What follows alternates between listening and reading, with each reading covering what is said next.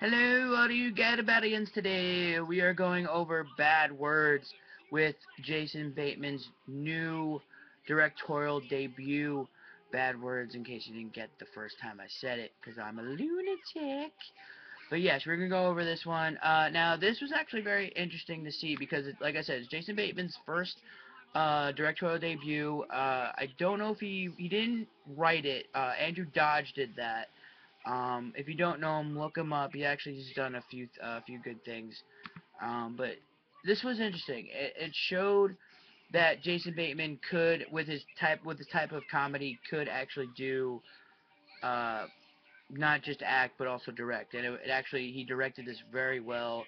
Um, it was an interesting film because it had an interesting cast that he got. Like I said, he actually starred in this as well. The cast here was actually a really good choice. Clearly you have Bateman, who you all should know. You have Catherine Hahn, who if you don't know by name, you definitely have seen her. She was in recently. She was in Secret Life of Walter Mitty. She was on she was in We the Millers. She's been on American Dad. Had back in the day she was on 10 Days How to Lose a Guy or something like that. I forgot what movie it was called. But yeah, she was in that movie. She was in these. She was in this. You also had Philip Baker Hall, who you definitely know. He's one of the funniest guys I've seen in a long time. He was in 50/50. He was in Bruce Almighty. He was actually in Seinfeld as the librarian cop. He was also in Argo a few years ago. Fired up. He was in Psych for an episode. This he actually makes his mark on a lot of shows and a lot of films. So I was glad to see him. I loved actually seeing him.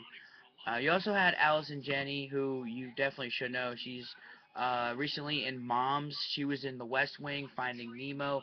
I believe she was in Juno, and she's actually in Peabody and Sherman recently, and she will be in the upcoming 2014 movie called Tammy, which is what's her face, Melissa McCarthy.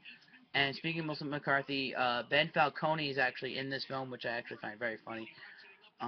But it was this film, like I keep saying, this film was very interesting. It had an interesting plot. The story goes, the story is basically um, this guy who's in his 40s, I believe, um, finds out that he can join. He basically weasels his way into a spelling bee for kids. Now, the way now I know what you're saying. How can that be? It's for kids. He weasels his way in by apparently he never finished the 8th grade. So, according to the laws of the rules of the spelling bee, anyone can participate who hasn't passed an eighth grade reading level, which according to him and his paperwork, he hasn't, which is very funny. And it actually makes for a very good movie concept, which it was. It was very funny. It was very well done. The cast did a great job, and the amount of abuse that Rohan Chand, I can't even pronounce his name. He plays the kid that befriends Jason Bateman's character, which is actually very funny because uh, he just fucking abuses his poor kid. He calls him names. He shows he takes him to bad parts of town, shows him boobs. It's so bizarre the way this movie was done, and I couldn't have loved it any more than I did. I would recommend it if you want to laugh. It's like I said, it's Jason Bateman's first directing debut. So if you don't want to check it out, it's your fault. If you do catch it on TV or on demand or even on DVD later on, I definitely implore you to do that. You definitely will not be shocked, but you won't be shocked as being shocked is subscribing to my channel because we are that awesome here at the Gay Bear Review. We support awesome artists and awesome teas like myself, but this is not mine. I will have a description below if you do want to grab Rainbow Dash, you bronies.